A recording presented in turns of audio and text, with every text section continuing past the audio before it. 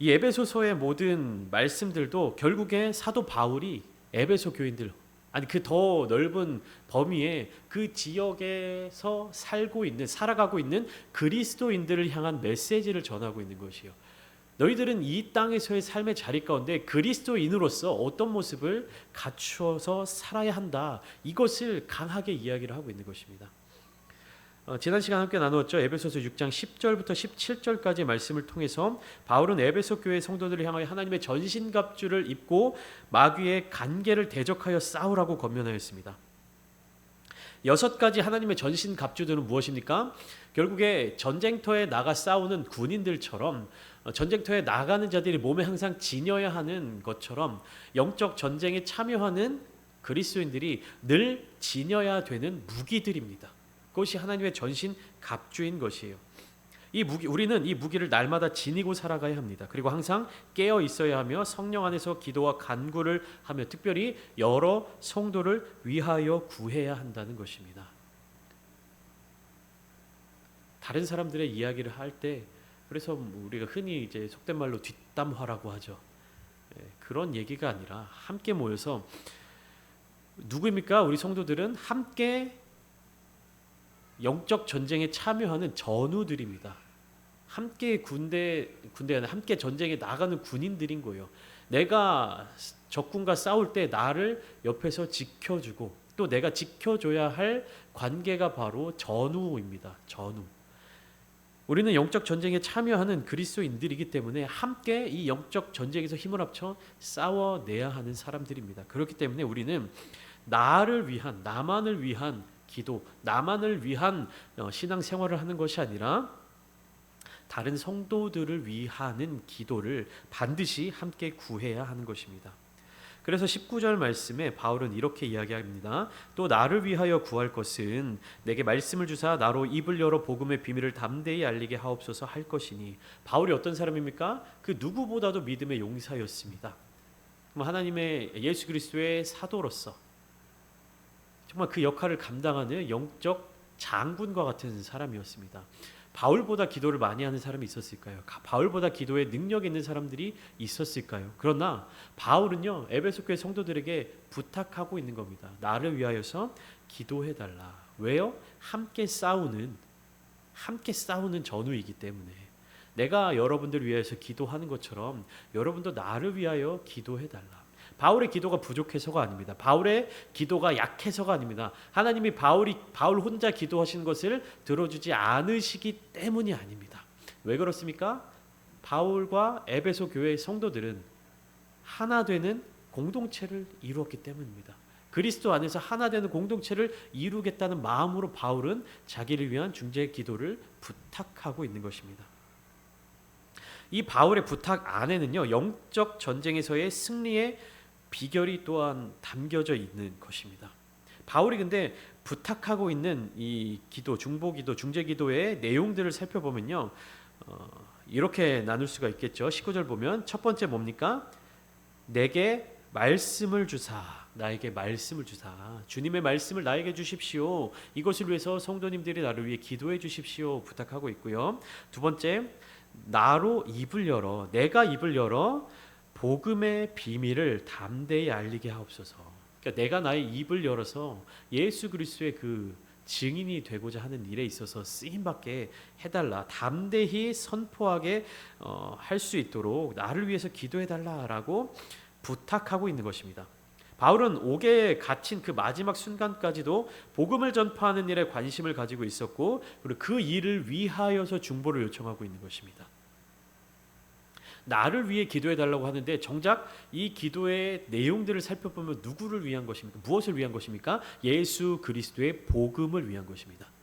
내가 그 복음을 전하는 일에 쓰임받게 해달라. 내가 그 역할을 잘 감당하게 해달라. 바울의 기도 제목은 바로 이것이었습니다. 우리는 어떠한 기도를 하고 있습니까? 우리는 어떠한 기도 요청을 하고 있습니까? 우리의 기도는 무엇을 바라보고 있습니까? 바울이 이 에베소서를 쓸 당시의 사회적 분위기는요, 오늘날 우리가 살아가는 지금의 분위기와는 상당히 다른 모습입니다.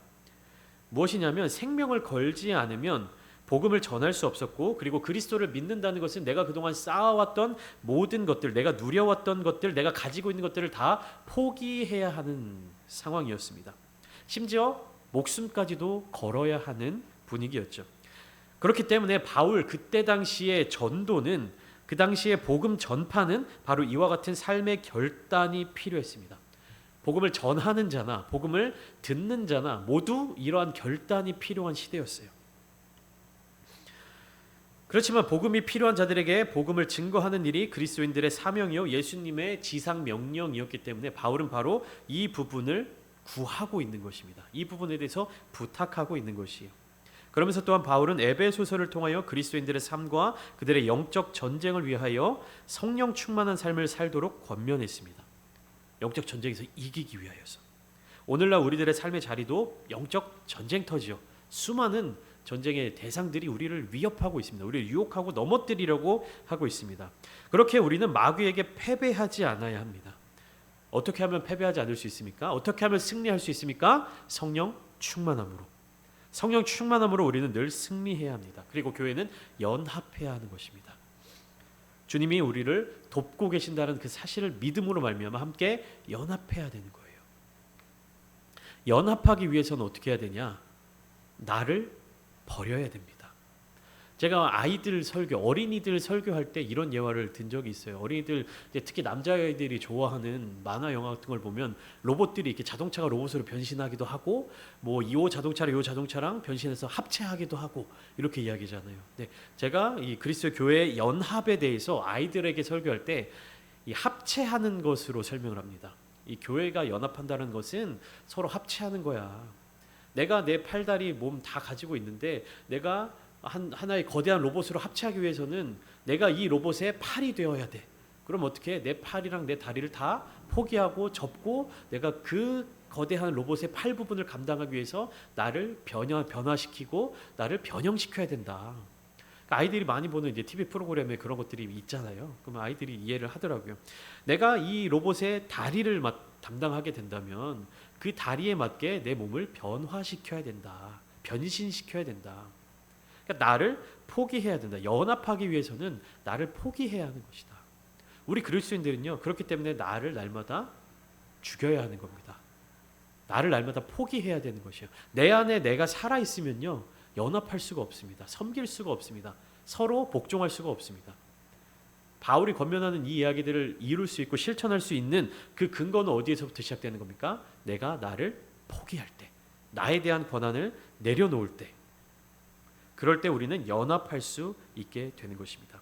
20절, 21절 말씀을 연이어서 살펴보면요, 20절 말씀이 이렇게 기록되어 있죠. 이 일을 위하여 내가 쇠사슬에 매인 사신이 된 것은 나로 이 일에 당연히 할 말을 담대히 하게 하려 하심이라. 그러니까 쇠사슬에 매인 사신이 되었다라는 것은 뭐냐면 바울이 지금 자유롭지 못한 상황에 처해져 있다라는 이야기입니다. 그런데 어떻게 사신이 될 수 있을까? 어떻게 소식을 전하는 신하가 될 수 있을까? 바울은 그의 육신의 몸이 자유롭게 움직이지는 못하지만, 자유롭게 이동하지는 못하지만 그리스도 안에서 거룩한 성도들의 모임, 즉 기도를 통해서 서로 결합될 수 있음을 믿었습니다. 바울은 로마의 감옥에 갇혀 있고 에베소 교회 성도들이 저 먼 곳에 떨어져 있지만 무엇으로 하나 될 수 있다라고 믿은 겁니까? 기도로 말미암아. 기도로 말미암아 서로 연합할 수 있다, 결합할 수 있다라는 사실을 믿었습니다.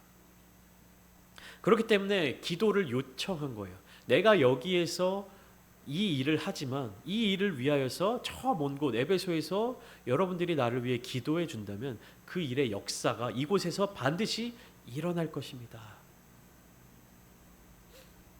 우리는 그렇게 우리의 모임, 거룩한 성도들의 모임이 바로 이와 같은 바울의 마음과 같아야 한다는 것입니다. 내가 여기 있다고 여기에만 집중하고 이곳의 상황에만 집중하고 주목하는 것이 아니라 무엇입니까? 복음의 증거를 위하여서 그곳으로 보냄받은 사람들, 선교사들, 그 다음에 지역사회를 위하 섬기는 지역사회 선교사들, 이런 사람들이 보냄을 받은 교회죠. 보냄을 받은 성도들이죠. 우리는 누굽니까? 보내는 성도들이잖아요. 그러면 우리는 여기에서 우리가 그냥 은혜 받고 우리가 기도하고 우리가 그냥 이곳에서 누리고 하는 것으로 만족하는 것이 아니라 무엇입니까? 보냄을 받은 사람들을 위하여서 함께 기도할 수 있어야 하는 것입니다. 그렇게 연합하는 것이요, 각자의 자리 가운데 하나님께서 맡겨주신 일에 충성되이 성실히 그 일들을 수행해 나가는 모습이 바로 그리스도인들의 모습이다라는 것입니다. 당연히 할 말을 담대히 하게 하려 하심이라, 바울이 이렇게 이야기하고 있는데요. 그리스도인으로서 당연히 할 말은 무엇입니까? 그리스도인으로서 당연히 해야 할 말은 무엇이에요? 예수 그리스도의 복음이죠. 당연히 해야 할 말입니다. 그것을 담대히 할 수 있는 능력은 또 어디에서 나옵니까? 예수 그리스도로. 우리가 해야 할 말, 당연히 할 말, 그리고 그 말을 담대히 전할 수 있는 모든 능력이 다 어디에서 나오는 거예요? 예수 그리스도에게서부터 나온다라는 것입니다. 바울의 상황, 특별히 바울의 인생과 그의 사역의 마지막 순간이 다가오는 시점에서 바울은 자신의 사정을 에베소 교회의 성도들과 함께 나누기를 원했습니다. 이 에베소서는요, 바울의 사역 마지막, 그의 죽음을 거의 앞둔 그 시점에 쓰여진 편지입니다. 그렇기 때문에 바울은 자기의 인생의 마지막, 사역의 마지막 순간이 다가오는 시점을 준비하고 있었습니다. 그래서 그 자기의 사정을 에베소 교회 성도들과 함께 나누기를 원했고, 그 일을 위하여 두기고라는 형제를 전달자로 파송하고 있는 것을 우리가 살펴볼 수가 있습니다. 두기고는 어떤 사람입니까? 어떤 사람인지 몰라요. 왜 그렇습니까? 안 적혀 있기 때문에. 이 두기고라는 사람이 어떤 사람인지 성경은 구체적으로 설명하고 있지 않습니다. 그러나 무엇입니까? 바울이 두기고를 에베소 교회에 어떤 전달자로 파송했다라는 사실을 우리는 알 수가 있는 것입니다. 두기고에 대해서 자세히 알 수는 없지만 이 두기고라는 형제는 바울이 그리스도 안에서 만난 관계였을 것입니다. 그러니까 그리스도를 통하여서 형성된 관계다라는 것이죠. 어떻습니까? 우리가 중마고라고 흔히 이야기하죠. 정말 어린 시절부터 말 타고 대나무 말을 타고 막 이렇게 노는, 장난감 말을 타고 놀았던 그런 어린 시절의 친구, 20년 이상 관계를 이어온 친구보다 더 깊은 신앙의 동역자들이 있지 않습니까? 저에게도 그런 분들이 계십니다. 그러니까 정말로 어린 시절부터 거의 이제 30년 가까이 알고 지내고 정말 친하게 교제를 나누고 지내는 친구들이 있지만, 오히려 저의 어떤 믿음의 신앙의 동역자들을 살펴보면요, 그렇게 오래된 관계 혹은 그들과 뭔가 친밀한 교제를 나누거나 한 관계가 아닌 경우들이 있습니다. 특별히 이제 제가 대학원에서 신학 공부를 하면서 함께 이제 찬양팀에서 만난 우리 지금 이제 목사님들, 그곳에서 만난 전도사님들과 정말 믿음 안에서 만나서 하나님의 일을 이루는 것이 어떤 일이다라는 것을 알게 되는 관계들이 있어요. 비록 만난 지 얼마 되지 않았지만 정말 하나님을 예배하고 하나님을 찬양하는 일에 있어서 행복함을 느끼고, 정말 거기에 있어서 살아있음을 느끼고, 다른 어떠한 목적이 아니라 하나님을 예배하기 위해서 모인, 그리고 하나님을 증거하기 위해서 모인 그러한 관계들이 있습니다. 정말 막 30년 이상 된 친구들도 있지만 그 친구들과 나눌 수 없는 어떤 복음의 그 깊은 것들을 나눌 수 있는 관계가 있다라는 것입니다. 더 깊은 어떤 신앙의 동역자, 믿음의 관계.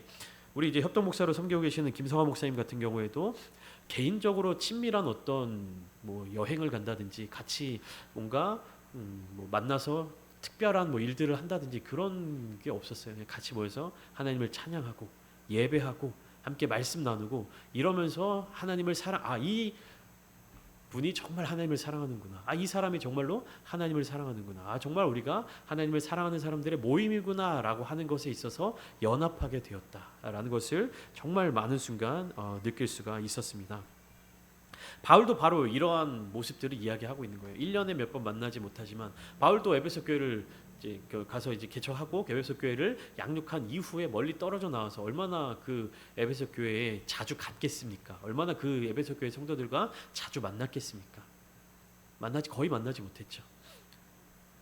그러나 어떻습니까? 그 마음 가운데 예수 그리스도를 통하여서 연합되고 연결되고 결합되고 하나 되고 있다는 것을 느끼고 있기 때문에 기도를 통하여서, 또 기도를 요청함을 통해서 그들을 위해서 기도함으로 말미암아 하나 되는 교회를 세워 나가고 있었다라는 것이죠.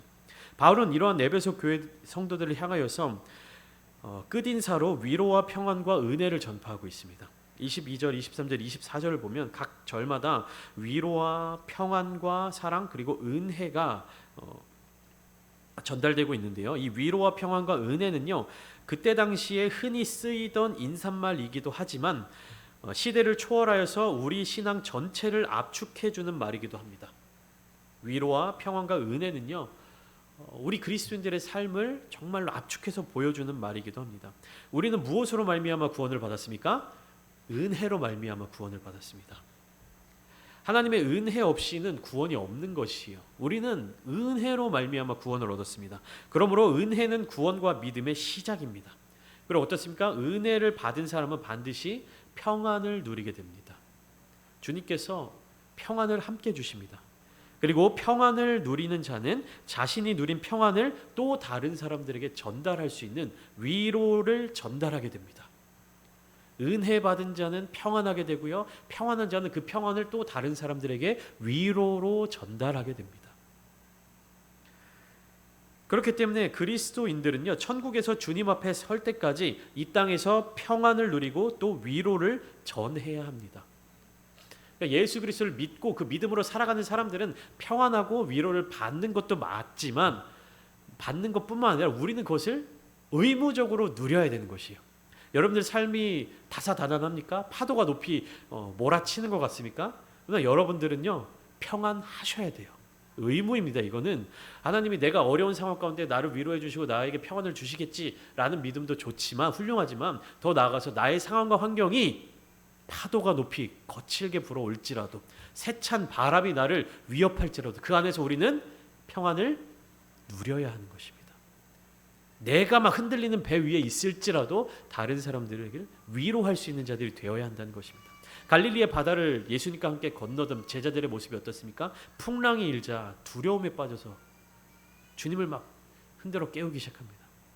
그때 주님이 제자들에게 주신 것이 평안과 위로였습니다. 바람과 바다를 잔잔하게 하시고 평안과 위로를 주셨습니다. 우리는 주님을 닮아가는 자들이잖아요. 그 폭풍우 치는 그 바다 위에 배 위에 흔들리는 두려움 가운데 있다고 해서 예수님의 제자들과 함께 불안하고 막 두려워하고 그렇게 하셨습니까? 예수님도 흔들리는 배 위에 계셨습니다. 그러나 흔들리는 배 위에서도 주님은 제자들에게 평안을 주셨어요. 위로를 주셨습니다. 우리 믿는 그리스도인들도 그런 위로의 전달자, 평안의 전달자들이 되어야 합니다. 왜 그렇습니까? 이사야서 61장 1절부터 3절까지 말씀 PPT로 띄워드릴 텐데요. 한번 같이 한 목소리로 읽어보겠습니다. 1절부터 3절까지 이어서 함께 봉독하겠습니다. 시작. 주 여호와의 영이 내게 내리셨으니 이는 여호와께서 내게 기름을 부으사 게 아름다운 소식을 전하게 하려 하심이라. 나를 보내사 마음이 상한 자를 고치며 포로된 자에게 자유를 갇힌 자에게 노임을 선포하며 여호와의 은혜의 해와 우리 하나님의 보복의 날을 선포하여 모든 슬픈 자를 위로하되 무릇 시온에서 슬퍼하는 자에게 화관을 주어 그 죄를 대신하며 기쁨의 기름으로 그 슬픔을 대신하며 찬송의 옷으로 그 근심을 대신하시고 그들이 의의 나무 곧 여호와께서 심으신 그 영광을 나타낼 자라 일컬음을 받게 하려 하심이라. 아멘. 이사야 61장 1절 보면 이렇게 시작합니다. 주 여호와의 영이 내게 내리셨다라는 말로 시작합니다. 왜요? 무엇 때문에 주 여호와의 영이 나에게 내렸습니까? 첫 번째, 가난한 자에게 아름다운 소식을 전하기 위해. 두 번째, 마음이 상한 자를 고치고. 세 번째, 포로된 자에게 자유를. 네 번째, 갇힌 자에게 노임을. 다섯 번째, 모든 슬픈 자를 위로하고. 여섯 번째, 여호와의 영광을 나타내게 하기 위하여 주 여호와의 영이 내게 임하셨다라고 선포하는 것입니다. 그럼 바꾸어 말하면 성령 충만한 사람, 성령이 나에게 임한 사람들은 반드시 이 모습을 갖춰야 한다는 것입니다. 가난한 자에게 아름다운 소식을 전해야 되는 것이고요. 마음이 상한 자를 위로하고 고쳐 주어야 하며 포로된 자에게 자유를, 갇힌 자에게 노임을, 모든 슬픈 자를 위로하고 마지막으로 무엇입니까? 여호와의 영광을 나타내야 하는 것입니다. 이것이 성령 충만한 성도들의 모습이어야 하는 것입니다. 그리스도인 성령을 모시고 살아가는 자, 바로 그 사람들이 주 여호와의 영이 내린 사람입니다. 22절 말씀을 보시면 바울은 에베소 교회 성도들의 마음을 위로하기 위하여서 두기고를 보냈습니다. 바울은 지금 위로를 받아야 될 사람이에요. 바울은 옥에 갇힌 사람입니다. 바울은 자유롭지 못한 사람이에요. 그런데 지금 바울이 무엇을 하고 있습니까? 우리 사정을 알리고 더불어서 또 너희 마음을 위로하기 위하여 두기고를 보냈습니다. 23절을 보시면 평안과 믿음을 겸한 사랑을 축복하며 베풀고 있습니다. 이 평안과 믿음을 겸한 사랑은 무엇이냐? 아버지 하나님과 주 예수 그리스도께로부터 얻은 것들이어야 합니다. 우리가 이 세상에서의 삶을 살아갈 때 무엇이 있으면 마음이 평안합니까? 통장에 잔고가 가득 차 있으면 마음이 평안합니다. 아주 유명한 명언이 있습니다.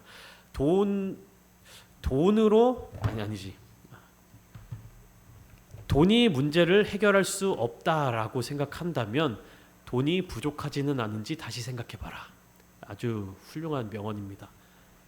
무엇입니까? 돈으로 모든 것들을 다 해결할 수 있다라는 어떤 세상적인 그러한 가치를 담고 있는 이야기입니다.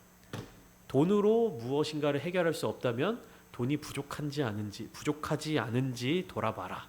이것이 세상적 기준의 평안인 것입니다.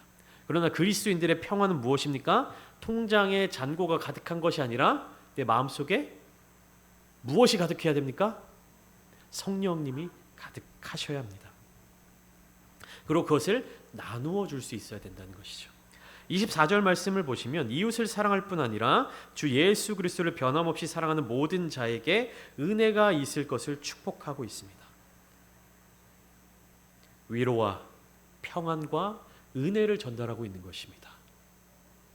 은혜는 값없이 주시는 하나님의 변함없는 사랑입니다. 평안은 단순히 전쟁이 없는 상태, 다툼이 없는 상태가 아니라 한 걸음 더 나아가서 전쟁과 분리, 다툼 이후에 회복되어 연합하는 것까지를 의미합니다. 단순히 전쟁이 없다, 이것이 평화가 아니라 모든 전쟁을 다 끝내고 종결시키고 그 이후에 상처받았던 것들, 찢어진 것들을 회복시키는 것이 평화입니다. 즉 평안은 화해가 완성된 상태를 가리킵니다. 이것이 성경에서 말하는 진정한 평안과 평강입니다. 예수 그리스도를 믿는 사람들이 받는 은혜, 축복 중에 가장 중요한 두 가지가 바로 위로와 평안이라는 사실입니다. 그런데 하나님의 위로와 평안, 은혜와 평강은 어떻게 임합니까? 내가 직접 받을 수는 없습니다. 하나님께서 우리에게 주실 때 내가 직접 받을 수 있는 것이 아니에요. 누구를 통해서 주십니까? 예수 그리스도를 통해서 주신다라는 사실입니다. 우리를 위해 십자가에 못 박혀 죽으시고 부활하신 예수 그리스도를 깊이 묵상하는 이 시간 되기를 원합니다. 그리스도를 통해 하나님이 베풀어 주신 평안함과 은혜가 우리의 모든 순간순간마다 가득하기를 원합니다. 우리 공동체 안에서 서로 섬기고 복종하며 또 세상과 죄악을 향하여는 담대히 맞서 싸우는 교회가 되기를 원합니다. 바울이 에베소 교회를 향하여서 원하는, 소망하는, 그들을 위하여서 권면하는 내용이 바로 이러한 내용인 것입니다. 위로와 평안과 은혜를 전하는 교회. 다시 말하면 이 세상은 위로와 평안과 은혜가 필요한 세상이 되었어요. 그들에게 진정한 위로를 전해주고 그들에게 진정한 평안을 알려주고 참된 은혜의 자리 가운데로 나아가게끔 우리가 섬겨야 하는 것입니다. 그러기 위하여서 우리 성도들이 먼저 참된 위로와 평안과 은혜를 경험해야 할 줄 믿습니다.